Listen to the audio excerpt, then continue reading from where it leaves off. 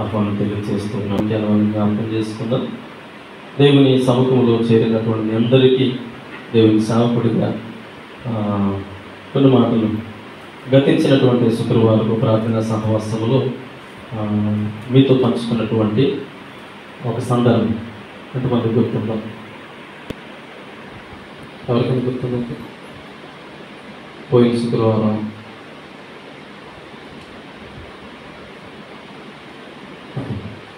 ఏమన్నట్టు మాకేం తెలుసు అంటే అది దేవుని మహాకృపను బట్టి దేవుని సన్నిధానంలో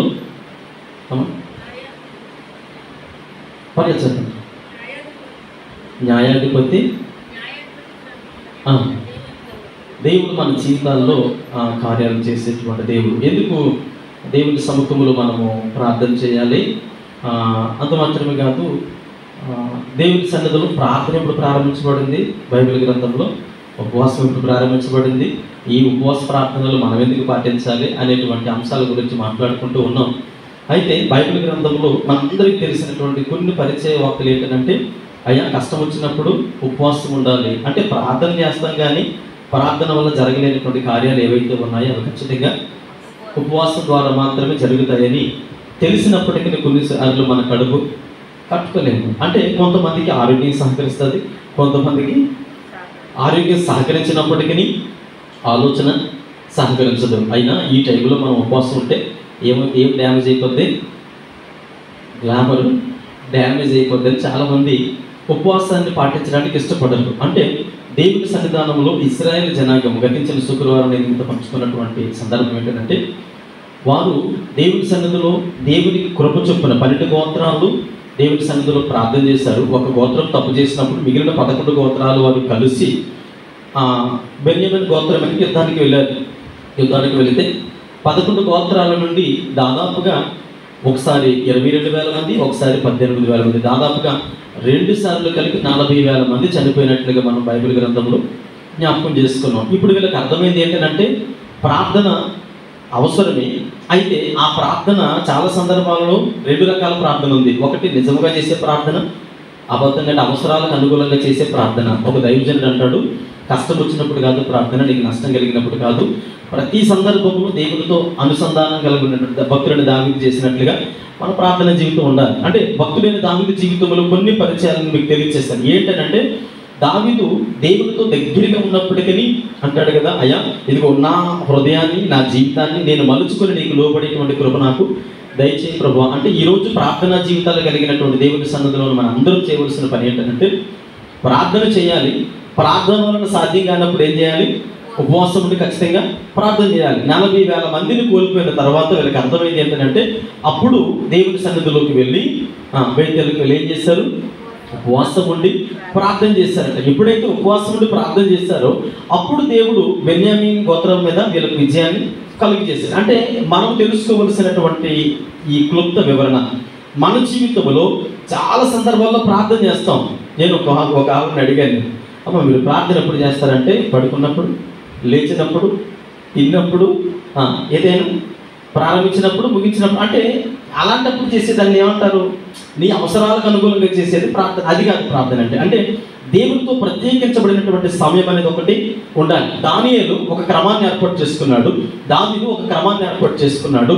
అంటే దేవుడి కొరకు నీ జీవితంలో ఒక ప్రత్యేకమైన క్రమం ఎప్పుడైతే నువ్వు ఏర్పాటు చేసుకుంటావో అప్పుడు ఖచ్చితంగా దేవుడి యొక్క దృష్టి కూడా నీ మీద నిలపడానికి అవకాశం ఉంటుంది. అంటే మనకు అవసరం వచ్చినప్పుడు ప్రభు అని, అవసరం లేనప్పుడు అయ్యా మీరు ఎవరు నాకు తెలియదని పేతురు లాంటి భక్తి మనము చేయకూడదు. కనుకనే పేతురు తర్వాత తన జీవితంలో యేసుక్రీస్తు ప్రభుల వారి పాదాలు పట్టుకుని, అయ్యా నేను చాలా దౌర్భాగ్యుడినయ్యా, మీరెవరో తెలియదని బొంకినటువంటి అబద్ధికుడు కనుక నన్ను క్షమించు అని ప్రార్థించినట్లుగా ఈరోజు దేవుని సన్నిధిలో మనం ఏం చేయాలి అని అంటే, అనేక సంవత్సరాలుగా నెలలుగా మన జీవితంలో కొన్ని కొదువులు, కొన్ని కొరతలు ఉండిపోయి ఉన్నాయి. అయితే నేనంటాను, దేవుని సన్నిధిలో మనకి దేవుడు అంగీకరించడానికి సంసిద్ధుడై ఉన్నాడు. చూడండి, ఇప్పుడు చదవడం వాక్య భాగం 2వ అధ్యాయం 16వ వచనంలో, ఇప్పుడు నేను నీతో ఒక మనవి చేసుకొనిచున్నాను కాదనకము. ఈరోజు మనం ఏం చెప్పాలంటే దేవునితో, అయ్యా ఇప్పుడే నీ సన్నిధానానికి వచ్చినటువంటి నేను నా జీవితంలో ఉండే కొరతలు, నాకుండేటువంటి అవసరతలను బట్టి ఇప్పుడు నేను ఒక మనవి చేసుకొనిచున్నా కనుక దయచేసి నా మనవిని నీవు కాదనొద్దు. మనం కొంతమంది కొన్నిసార్లు అంటాం కదా, ఏమండి నేను మాట చెప్తాను మీరు కాదనకండి అంటారు. ముందు విషయం ఏంటో చెప్పు అని అంటే ఏమంటారు, అలా కాదు, ముందు మీరు ఏం చేయాలి, మాట ఇవ్వండి. మీరు మాట ఇస్తే అప్పుడు నేను చెప్తాను. మాట ఇచ్చిన తర్వాత తప్పించుకోవడానికి అవకాశము లేదు కనుక చాలాసార్లు ఏం చేస్తామంటే ఎరకాటంలో పడిపోతారు. కొన్నిసార్లు మాట ఇచ్చిన తర్వాత చెయ్యలేనేమో అనే పరిస్థితుల్లో కూడా ఎంతో కష్టపడి చేయవలసినటువంటి పని. కానీ మన దేవుడు ఆయనకు అసాధ్యమైన కార్యాలన్నీ లోకంలో ఏది కూడా లేదు. ఎంత కష్టతరమైన అవసరానికి అనుగుణంగా నడుచుకునేటువంటి దేవుడు. అలాగని పాపాన్ని ఎంకరేజ్ చేసేటువంటి దేవుడు కాదు. అవసరం అనుకుంటే మన కొరకు, మనకి ఇచ్చినటువంటి వాగ్దానము కొరకు పరలోక మహిమను విడిచి మనుషుడికి లోకానికి వచ్చి తనను తాను రిక్తునిగా చేసుకుని తన ప్రాణాన్ని కలువరిశీలు అర్పించినటువంటి గొప్ప త్యాగశీలి ఎవరు అనంటే యేసుక్రీస్తు ప్రభువు. ఈ లోకంలో మనుషులు అయితే ఏమంటారంటే, ఒకసారి వాగ్దానం చేసిన తర్వాత ఒకవేళ మేబీ వాళ్ళ వల్ల కాకపోతే వాళ్ళు చేయలేను అనుకున్నప్పుడు వాళ్ళు ఏం చేస్తారంటే, సారీ అండి, నేను ప్రయత్నం చేశాను కానీ ఇక నా వల్ల కాదు, నేను చేయలేను, నేను అనుకున్నాను చేస్తానేమో అనుకున్నాను కానీ నేను చేయలేను, దయచేసి నన్ను తప్పుగా అర్థం చేసుకోకండి, ఇక వీలైతే ఇంకొకసారి ఎప్పుడైనా ప్రయత్నం చేస్తాను అని చక్కగా చల్లగా జారుకొని వెళ్ళిపోతాను. చూడండి, యోహాను సువార్త మొదటి అధ్యాయం, యోహాను పత్రిక 1వ అధ్యాయము 1వ యోహాను పత్రిక 5వ అధ్యాయము 14వ వచనం చదవండమ్మా. యోహాను పత్రిక 5వ అధ్యాయము, మొదటి యోహాను పత్రిక 5వ అధ్యాయం 14వ వచనంలో ఈ రీతిగా వ్రాయబడి ఉంది, ఆయనను బట్టి మనకు కలిగిన ధైర్యం ఏదనగా ఆయన చిత్తానుసారముగా మనము ఏది అడిగినను ఆయన మన మనవి ఆలకించును. హల్లెలూయా. అంటే ఆయన చిత్తానుసారముగా మనము ఏది అడిగినా, మీరు జాగ్రత్తగా గమనించండి అన్నమాట. ఆయన చిత్తానుసారముగా లాస్ట్ సండే నేను ఒక మాట మీకు తెలియజేశాను. దేవుని సన్నిధిలో వాక్యాన్ని మీకు తెలియజేస్తున్నప్పుడు వారి ఇష్టానుసారంగా వారు స్వచిత్తం మీద ఆధారపడ్డారు కనుక వారి జీవితంలో కొన్నిసార్లు కార్యాలు చూసుకోలేదు. బాబేలు గోపురం దగ్గర జరిగినటువంటి సందర్భం ఏంటంటే, వారి ఇష్ట ప్రకారంగా వాళ్ళు అనుకున్నారు, మనం ఆకాశాన్ని కంటున్నటువంటి దేవాలయం కడదాం, అంత మాత్రమే కాదు మనకు పేరు సంపాదించుకుందాం అంటే అది అక్కడ జరగలేదు. ఈరోజు రాత్రికాల సమయంలో దేవుని మందిరంలో కూర్చొని మీ అందరితో దేవుని సేవకుడిగా మాట్లాడుతూ ఉన్నాను. ఏమన్నాడంటే ఆయన చిత్తానుసారంగా, మన చిత్తానుసారంగా కాదు. మనం ఏమనుకుంటామంటే, ఏమయ్యా ఎందుకు జరగదు, ప్రార్థన చేద్దాం. చాలాసార్లు మనం అపోహలో ఉంటాం. ఎలా ఉంటామనంటే, ఎందుకు చేయడండి దేవుడు ఎందుకు చేయడు, ఆయనకి అసాధ్యమైన కార్యాలు లేవు కదా అనంటే, ఆయనకి అసాధ్యమైన కార్యాలు లేవు, కానీ నీ జీవితంలో ఆయన కార్యం చేసేటువంటి స్థాయికి మనం కూడా ఏం చేయాలా, రావాలి. ఆయన మన జీవితంలో కార్యం చేసేటువంటి ఆ స్థాయికి మనం వెళ్ళకుండా, అయ్యా మా జీవితంలో మీరు ఎందుకు కార్యం చేయరు అని అంటే, ఆయన ఈ రీతిగా మాట్లాడుతున్నాడు. చూడండి, ఒక్క మాట చదువుకుందాం బైబిల్ గ్రంథంలో. ఒక్కసారి మాట చదవండి. ఈ మాట మనం జ్ఞాపకం చేసుకునే ముందు కదా, అంటే ఎందుకు చేయట్లేదు అనేటువంటి విషయాన్ని నేను మీకు పరిచయం చేస్తూ ఉన్నా. చూడండి, ఇర్మియా గ్రంథం 29వ అధ్యాయము 12వ వచనం చదవండమ్మా.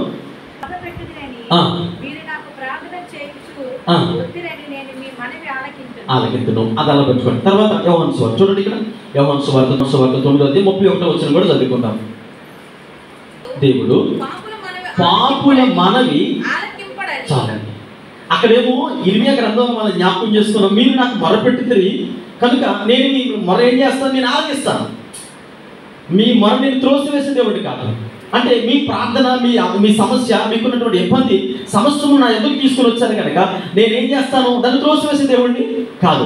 అదే సమయంలో యోహాను సువార్తలో ఏమనుకుంటున్నాడు ఆయన, ఇదిగో పాపులు మనం నేను ఆలకించు అంటే ఆయన ద్వారా కార్యాలు పొందుకోవడానికి, ఆయన మన మనల్ని అంగీకరించడానికి, మన మాటకు ఆయన ఇష్టపడడానికి. కొన్నిసార్లు ఏమంటామంటే, రే నువ్వు మాట్లాడితే చాలా చిరాకు ఉందంటావు. ఏమంటావు, నువ్వు మాట్లాడితే అదుకల పాములు చీమల పాములు పంగురుతుందంట. అంటే నువ్వు మాట్లాడకు అంటే ఆ మాటలు మనకి ఎలా ఉంటున్నాయి, చాలా విరక్తను కలిగిస్తూ ఉన్నాయి. ఎందుకు తన మాటలు మనకు అంత బాధను కలిగిస్తున్నాయి అంటే, ఆయన ద్వారా మనం ఏం చేయబడ్డాం, గాయపరచబడ్డాం. ఆయన ద్వారా మనం ఏం చేయబడ్డాం, వేదనకు గురైనటువంటి పరిస్థితుల్లో ఉన్నాం కనుక ఆయన వచ్చి ఎంత మాధుర్యంగా మాట్లాడని ప్రయత్నించినా, ఇదిగో దయచేసి మీరు మాట్లాడొద్దు, కాసేపు ఆగండి అంటాం. దేవుడు అంటాడు, పాపులు మనం నేను అంగీకరించను, నేను ఆలకించను. అంటే ఈరోజు మన జీవితంలో దేవుని సన్నిధానంలో మన మనవికి ఆన్సర్ రాకపోవడానికి గల కారణము ఆయనకి అంగీకారమైనటువంటి భక్తి జీవితం కావాలి. ఇక్కడ మనం జ్ఞాపకం చేసుకుంటున్నప్పుడు మొట్టమొదటిగా ఆయన అంటాడు, వారి జీవితంలో దేవుడు అంటాడు, మీ మొర నేను ఆలకిస్తూ ఉన్నాను, నేను వింటూనే వస్తూ ఉన్నాను. ఇర్మియా ప్రవక్త ద్వారా మాట్లాడుతూ ఉన్నాడు. మన మనవని పెడచెవులు పెట్టే దేవుడు కాదు. అదే సమయంలో మన ఆధ్యాత్మిక స్థితిగతులను కూడా గమనిస్తున్నటువంటి దేవుడిగా మనము జ్ఞాపకం చేసుకుంటూ ఉన్నాం. పిల్లలు జ్ఞాపకం చేసుకుని బైబిల్ గ్రంథంలో దేవుడు తన మనవి విన్నటువంటి ప్రజలు కొంతమంది ఉన్నారు. ఎవరు అని ఆలోచన చేస్తే బైబిల్ గ్రంథంలో కోకొల్లదిగా ఉన్నారు, చాలా మంది ఉన్నారు. అందులో క్లుప్తంగా మనందరికీ సుపరిచితమైనటువంటి కొంతమందిని పరిచయం చేసి నేను ముందుకు వెళ్తాను. ఐగుప్తులో ఉండేటువంటి జనాంగం ఎవరైతే ఉన్నారో దేవుని సన్నిధిలో ప్రార్థన చేశారు, మొరపెట్టారు. మొరపెట్టినప్పుడు అక్కడ లేఖన భాగం ఏమని రాయబడి ఉంటుందంటే, ఇశ్రాయేల్, ఐగుప్తులో ఇశ్రాయేల్ యొక్క మొరను దేవుడు ఆలకించాడు. ఆలకించడం తోడనే వారి జీవితాలను దేవుడు కార్యం చేయడానికి ఇష్టపడ్డాడు. చూడండి, ఇక్కడ ఒక మాట చదువుకుందాం. మొట్టమొదటి కీర్తన భాగము 105వ కీర్తన భాగం 40వ చరణాన్ని చదువుకుందాం. అమ్మా, వారు నాకు మనవి చేయగా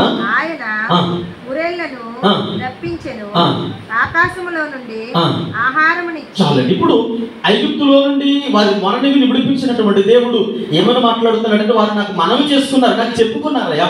ఈ రోజు దేవుని సన్నిధిలో కూర్చున్న మనందరము ఏ ఉద్దేశంతో కూర్చున్నాం?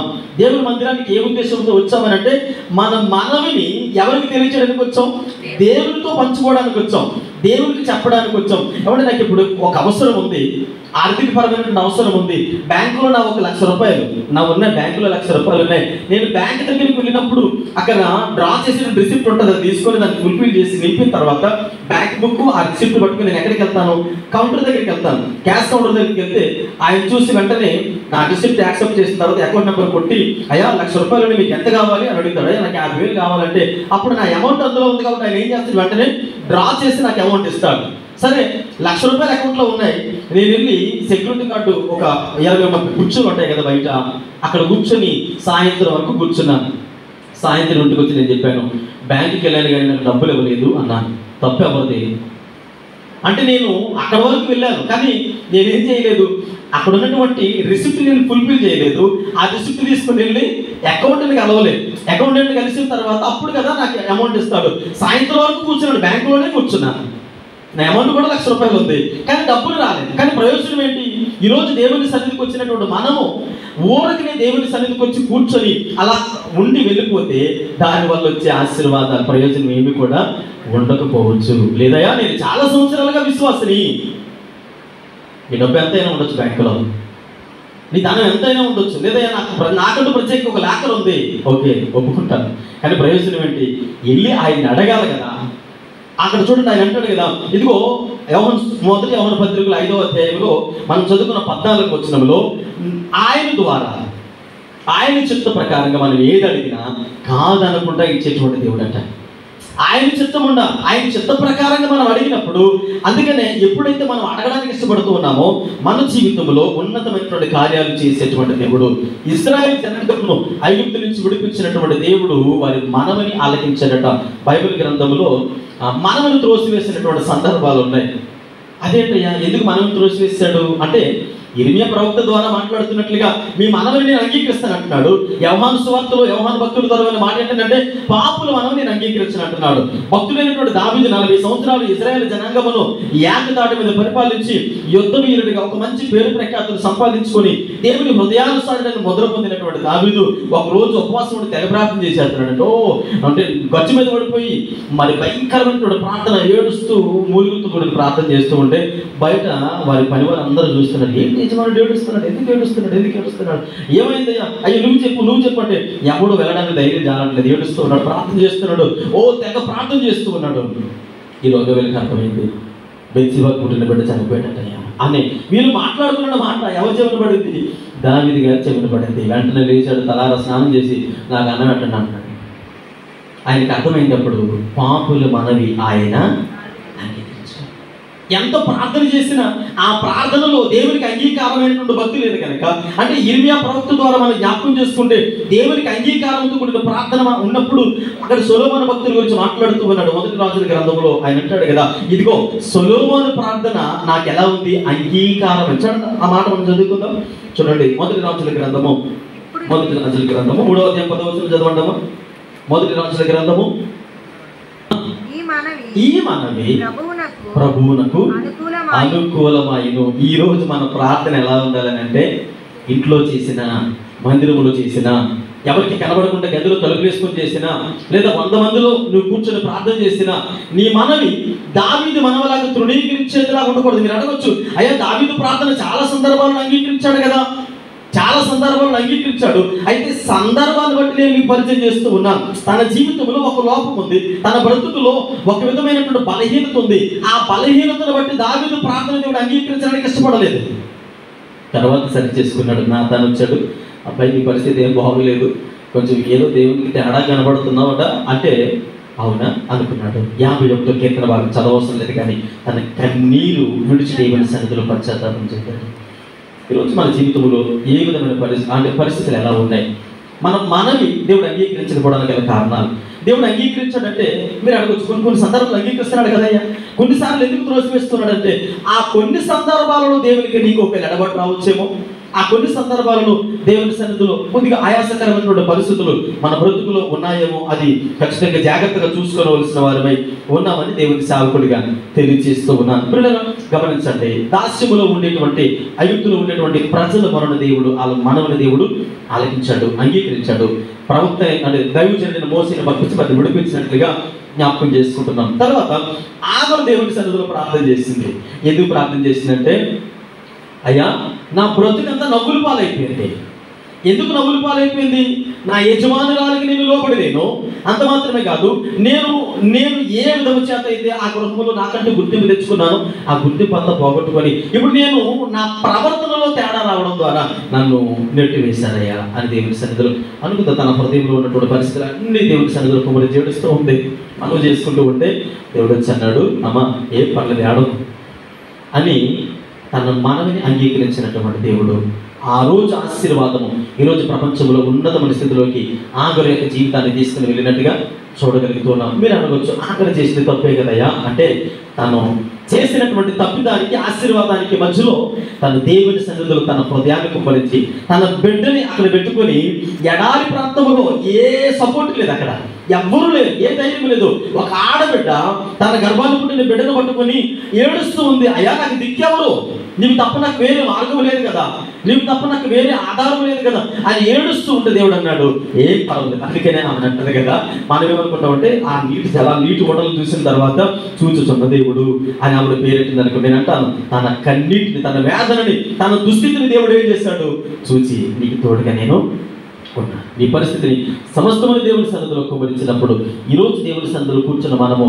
ఏ విధము చేతనైనా దేవునికి దగ్గరగా ఉండాలని ఖచ్చితంగా హృదయపూర్వకంగా కోరుకునే వారిగా ఉండాలని దేవుని సేవకుడిగా మనం చేస్తూ ఉన్నాం. చూడండి, ఇక్కడ బైబిల్ గ్రంథంలో మనం జ్ఞాపకం చేసుకుంటే ఇంకా చాలా మంది ఉన్నారు వారి మనవుని దేవునికి తెలియజేసిన వారు. ఎవరు అనంటే, ఐగుప్తులో ఉండేటువంటి ప్రజల గురించి మాట్లాడుకున్నాం, ఆగరు గురించి మాట్లాడుకున్నాం. అంత మాత్రమే కాదు, క్రొత్త నిబంధన కాలంలోకి వెళ్ళేటప్పటికీ అక్కడ కూడా ఒక తల్లి ఏడుస్తూ ఉంది. తన ఒక్కగానొక్క కుమారుడు చనిపోయాడు, చనిపోతే ఏడుస్తూ ఉంది. తన మనవి ఎవరికి చెప్పుకోవడం లేదు, అయ్యా నా కొడుకు చనిపోయాడయ్యా, నా కొడుకుని ఎవరైనా బ్రతికిస్తారా అని అడగడం లేదు. తన హృదయంలో ఉండే వేదనంతా బయటికి తెచ్చుకొని ఏడుస్తూ ఉంటే ఆమె మనవిని ఆలకించినటువంటి దేవుడు ఆమె వెళ్ళి యేసుప్రభు వారి దగ్గరికి వెళ్ళి, అయ్యా నా కుమారుడు చనిపోయాడు, నా కుమారుడు బ్రతికించవా అని అడగలేదు. కానీ యేసుప్రభు స్వయంగా తన మనవిని ఆలకించి దగ్గరికి వచ్చి పాడిని ముట్టి ఆ కుమారుడు బ్రతికించి తల్లికి అప్పగించారట. అంటే ఎవరు అనంటే, మూడవది నాయను తల్లి, విధవరాలుగా ఉన్నటువంటి తల్లి కుమారుడు బ్రతికించాడు. నాలుగవది యాయిరు కుమార్తె విషయంలో యాయిరు యేసు ప్రభు దగ్గర చేసుకున్న మనవిని అంగీకరించాడు. ఏ పరిస్థితులు తెలియజేశాడంటే, ఆ చుట్టూ ఉన్న పరిస్థితులను కూడా చాలా వ్యతిరేకంగా ఉన్నాయి. యేసు ప్రభు వారిని చూసినప్పుడు ఎగతాళి చేస్తున్నారు, నవ్వుతూ ఉన్నారు, చాలా చులకనగా చూస్తూ ఉన్నారు. ఏమయ్యా వచ్చాడు పోటుగాడు అన్నట్టుగా, అంటే యేసు ప్రభు వారిని చాలా చులకన భావంతో అక్కడ ఏమని రాయబడిందంటే గొల్లు చేస్తూ ఉన్నారట, ఆర్భాటం చేస్తూ ఉన్నారు. ఏమండి, ఎవరి వల్ల కానీ ఎక్కడ బ్రతికించగలడు, ఇప్పుడే కదా చనిపోయాడు, చనిపోయినప్పుడు ఆర్భాటం చేస్తున్నారు కదా అంటే యేసు ప్రభు వారు అన్నారు, కొద్దిగా మీరు కాముగా ఉంటారంటే కొంచెం నాకేమైనా అవకాశం ఇవ్వగలరా అంటే, చూద్దాం ఏం చేస్తాడో అన్నట్టుగా చూస్తే ఆయన వారి మనవిని ఆ కుమార్తెని బ్రతికించి అప్పగించినట్లుగా చూడగలిగింది. 4 సందర్భాలు నేను మీకు పరిచయం చేశాను. ఐగుప్తులో దాస్యములో ఉండేటువంటి బ్రతుకులు. ఈరోజు మన కుటుంబము లేదా మన వ్యక్తిగత జీవితాలు ఏ దాస్యములో ముడిపడున్నాయో నాకు తెలియదు. మన ఆలోచనలు ఏ దాస్యములో బంధించబడున్నాయో నాకు తెలియదు. రెండవది మనం జ్ఞాపకం చేసుకుంటే అక్కడ తన జీవితంలో ఏ విధమైన ఆధారం లేదు. అంటే వెలివేయబడింది, త్రోసివేయబడింది. ఎక్కడికి వెళ్ళాలో తెలియదు, ఎవరిని కలవాలో తెలియదు, ఏ విధంగా తన బిడ్డను పోషించుకోవాలో తెలియదు. అలాంటి సందర్భంలో తనను చూసినటువంటి దేవుడు వచ్చి తన మనవిని ఆలకించి ఆధారంగా నిలబడ్డాడు. ఈరోజు మీరు అనుకోవచ్చు, అయ్యా నేను ఒంటరిదన్నయ్యా, నేను ఒంటరివాడినయ్యా, నా కుటుంబం విడబడిన కుటుంబం అయ్యా, నాకు ఎవ్వరూ సపోర్ట్ లేరయ్యా, అయ్యా నన్ను అందరూ కూడా తృణీకరించారయ్యా, నేను ఎగతాళికి కారణంగా ఉన్నానయ్యా, ఇదిగో నన్ను చూసినప్పుడు అనేకులు నవ్వుతూ ఉన్నారయ్యా అంటే నేను అంటాను, ఎవ్వరు విన్నా వినకపోయినా నీ మనవిని ఆలకించే దేవుడు ఒక ఆయన ఉన్నాడు. మూడవది, విధవరాలుగా ఉంది, భర్త లేదు, కుటుంబం లేదు, ఏ విధమైన సపోర్ట్ లేదు. ఉన్న ఒకే ఒక ఆధారంగా ఉన్న తన బిడ్డను కోల్పోయి ఏడుస్తూ ఉంటే పుట్టుడు దుఃఖంలో ఉన్నప్పుడు యేసు ప్రభువు వారి స్వయంగా నడుచుకోవాలి. అమ్మా నేనున్నాను కదా, ఎందుకు ఏడుస్తున్నావు? ఈరోజు నువ్వు ఏ దుఃఖంలో ఉన్నావు నాకు తెలియదు, ఏ కన్నీటి పర్యాంతములో అయ్యా ఎవరికి తెలియకుండా అందరూ నవ్వుతూ ఉండు, ఒంటరిగా ఉండి ఏడుస్తున్నావేమో. నేనంటాను దేవుని సేవకుడిగా, నీ కొరకే స్వయంగా నీ దగ్గరికి రాబోతూ ఉన్నాడు, నీ హృదయాన్ని తట్టబోతూ ఉన్నాడు. అమ్మ నీకేం పర్వాలేదు, నేను ఉన్నానులే అని మృతతుల్యమైనటువంటి మన కుటుంబాలలో, మృతతుల్యమైనటువంటి మన జీవితాలలో ఉన్నతమైన కార్యాలు జరిగించి ఆయన సంతోషాన్ని కలిగించినటువంటి దేవుడు ఈ రాత్రికాల సమయంలో మనవి ఆలకించబోతున్నాడు. నాలుగవది ఉన్న ఒక్కగానొక్క కుమార్తె, ఉన్నతాధికారి కలిగిన వాడే, పేరు కలిగిన వాడే, అన్ని విధాలుగా ఆశీర్వదించబడిన వాడే, కానీ తన కుమార్తెను ఎలా బ్రతికించుకోవాలో తెలియదు. ఈరోజు నీ ఇంట్లో ధనం ఉందేమో, ఆస్తి ఉంది, కుటుంబం ఉంది, అన్నీ ఉన్నాయి, అన్ని రకాలుగా ఆశీర్వదించబడ్డావు, కానీ బిడ్డలను ఏ రీతిగా దేవుని సన్నిధిలో రక్షణ మార్గంలో నడిపించాలో తెలియడం లేదు, ఏ విధంగా వారు జీవితాలను కట్టుకోవాలో తెలియడం లేదు. నేను అంటాను, ఆయనకి అప్పగించండి. లోకంలో ఎవరు చూస్తున్నారు, చూద్దాంలేండి, ఆ అమ్మాయి బాగుపడినప్పుడు కదా, ఆ అబ్బాయి బాగుపడినప్పుడు కదా, మందిరానికి వెళ్తున్నారంటే బాగుపడిపోతారంట, ఇదిగో యేసుప్రభువుని నమ్ముకుంటే మా అబ్బాయి లోకంలో ఉండే ఉన్నత పరిస్థితిలో ఉన్నాడండి, యేసుప్రభువుని నమ్ముకుంటే యేసుప్రభు ఏం చేస్తారో చూద్దాం, మందిరానికి వెళ్ళి ప్రార్థన చేస్తే వాళ్ళ దేవుడు ఏం చేస్తాడంట అంటే నేను అంటాను, యాయిని కుమార్తె జీవితాన్ని బాగు చేసిన దేవుడు మన బిడ్డల జీవితాలు బాగు చేయకుండా వదిలేస్తాడా? విశ్వసిద్దాం. అయితే ఈ 4 విషయాలు జ్ఞాపకం చేసుకోవడానికి ముందు, ఒకటి ఇర్మియా ప్రవక్త తెలియజేశాడు, మన మొరని దేవుడు త్రోసివేయడు. రెండవది యోహాను భక్తుడు తెలియజేస్తూ ఉన్నాడు, పాపుల మనగా ఆయన అంగీకరించాడు.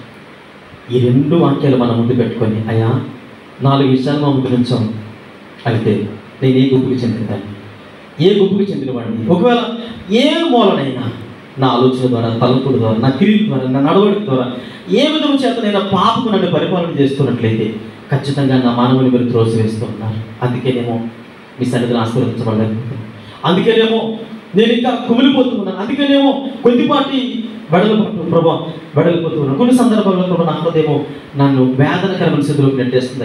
అయ్యా దయచేసి నన్ను క్షమించండి, ఇక మీదట ఏ విధము చేత నేను మీకు దగ్గర అవ్వాలని కోరుకుంటూ ఉన్నానని దేవుని సన్నిధిలో హృదయపూర్వకంగా తెలియజేసేవారిగా ఉండాలని దేవుని సేవకుడిగా మనం చేస్తూ ఉన్నాను. పిల్లల మన మనవిని ఎన్నడూ త్రోసివేసే దేవుడైతే కాదు. ఒక వాక్య పక్కన చదివిస్తున్నాను చూడండి, ఎస్తేరు గ్రంథము 5వ అధ్యాయం 6వ వచనంలో చదివితే అక్కడ ఆయన అంటాడు, అమ్మా ఏం కావాలని అని అడుగుతుంది. రాత్రికాల సమయంలో ఆయన మనల్నే ప్రశ్నిస్తూ ఉన్నాడు, మందిరానికి వచ్చినటువంటి మనతో మాట్లాడుతూ ఉన్నాడు. ఆయన ఏ ఉద్దేశంతో, ఏం కావాలని, ఏ కోరికతో దేవుని సన్నిధికి వచ్చావు, నీ కోరిక యావత్తును సఫలపరిచేటువంటి దేవుని సన్నిధికి వచ్చి రక్త హస్తాలతో తిరిగి వెళ్ళడానికి ఈ ఉపవాస ప్రార్థనకి మనం రాలేదు, వట్టి చేతులతో వెళ్ళిపోవడానికి దేవుడు మనల్ని మందిరానికి తీసుకొని రాలేదు. అందుకని చదవండి 5వ అధ్యాయం 6వ వచనం, ఇలాగ ప్రత్యుత్తరం ఇచ్చును, రాజువైన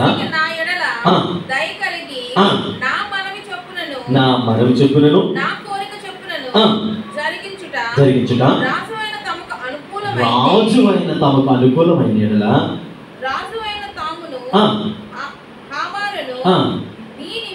నీ నిమిత్తము నేను బోవు 6వ అధ్యాయం 4వ వచనం కూడా చదవండి. కూర్చుండి చూచి ఈరోజు దేవుని మందిరంలో కూర్చున్న మనల్ని చూసి దేవుడు అడిగే ప్రశ్న అదే, అమ్మా నా మందిరానికి వచ్చావు కదా, ప్రత్యక్ష గుడారానికి వచ్చావు కదా, బేతేలుకి వచ్చావు కదా, ఆయన మనవి ఆలకించిన స్థలానికి వచ్చావు కదా, సొలొమోను మనవి ఆయనకి అంగీకారం అగినట్లుగా ఈరోజు నీ నా మనవులు దేవునికి అంగీకారం అగినట్లుగా ఆయన అడుగుతున్నాడు, అమ్మా ఇదిగో నా ప్రాంగణంలోకి వచ్చావు కనుక వట్టి చేతులతో నువ్వు వెళ్ళడం నాకు ఇష్టం లేదు, ఒకవేళ ఈ టైంలో మనలాంటి విశ్వాసులే, మనతోటి విశ్వాసులే వారి వారి పనుల్లో నిమగ్నమైనప్పుడు మనము పనులు మానుకొని మనకున్నటువంటి ఆ కొద్దిపాటి సమయంలో దేవుని మందిరానికి వచ్చి వట్టి చేతులతో తిరిగి వెళ్ళడం మన దేవుడికి ఇష్టం కదా. అందుకని అడుగుతున్నాడు, రాజు సముఖంలోకి వచ్చినటువంటి ఎస్తేరు రాజు అంటాడు, ఇదిగో అమ్మ చెప్పండి, నీ కోరిక ఏంటో అది నీకు పరిపూర్ణంగా అనుగ్రహించబడింది. హల్లెలూయా. ఈరోజు దేవుని మందిరంలో కూర్చున్న మనకు దేవుడు అంటాడు, నీ కోరిక ఏంటో చెబితే అది నీకు అనుగ్రహింపబడను. చెప్పకుండా అలా ఎలా వచ్చామో అలా వెళ్ళిపోతే ప్రయోజనం లేదు. బ్యాంక్కి వెళ్ళి ఒకటి చేతులతో రాకండి. వచ్చాం కదా, చెబుతాను దేవునికి, అయ్యా ఇదిగో నా లోటుది, నాకున్న బలహీనతది, నాకున్నటువంటి బలకి ఇదయ్యా, అయ్యా నేను మనుషులకి చెప్పుకుంటే వారు నన్ను ఎగతాళి చేస్తారేమో, నేను నా స్నేహితులకు లేదా నా భర్తకి నా భార్యకి చెప్పుకుంటే నన్ను చూసి నవ్వుతారేమోనయ్యా. మనం ఆలకించే దేవుడు కదా. బలహీనున్నే అయితే నా పాపాలు మీ సన్నిధిలో ఒప్పుకుంటూ ఉన్నాను, నేను బలహీనురాలని మీ పాదముల పట్టుకులుగో చాడుతున్నాను అయ్యా. అయ్యా దయచేసి నన్ను ఒక్కసారి నా మనం ఆలకించండి. అలాంటి దావీదు మనం ఆలకించారు. అయ్యా తన పాపపు జీవితాన్ని కడిగి అయ్యా ఇశ్రాయేలు జనాంగములకు ఆశీర్వాదకరమైన తండ్రిగా పెట్టారు. నా కుటుంబానికి నేను ఆశీర్వాదకరమైన తల్లిగా ఉండాలి, నా కుటుంబానికి ఆశీర్వాదకరమైన తండ్రిగా ఉండాలి, నా సంఘానికి నేను దీవెనకరమైనటువంటి అయ్యా ఆయనకు సభ్యుడిగా ఉండాలని దేవుని సన్నిధిలో చెబుతాం. పిల్లలు జ్ఞాపకం చేసుకోండి, నీ నా మనవలను దేవుడు త్రోసుకోవడానికి ఇష్టపడలేదు, అంగీకరించడానికి ఆయన మన పాపాలను కడగడానికి ఇష్టపడుతున్నాడు. అందుకని ఇక్కడ మనం జ్ఞాపకం చేసుకుంటే ఇస్తే వెళ్ళిందట, నీ మనవి ఏంటో నీ కోరిక ఏంటో నాకు చెప్పమ్మా, చెప్పకుండా ఇక్కడ నుంచి ఎవ్వరు కూడా వెళ్ళలేదు. మన మనవి ఆలకించడానికి ఆయన ఇష్టపడుతూ ఉన్నారు.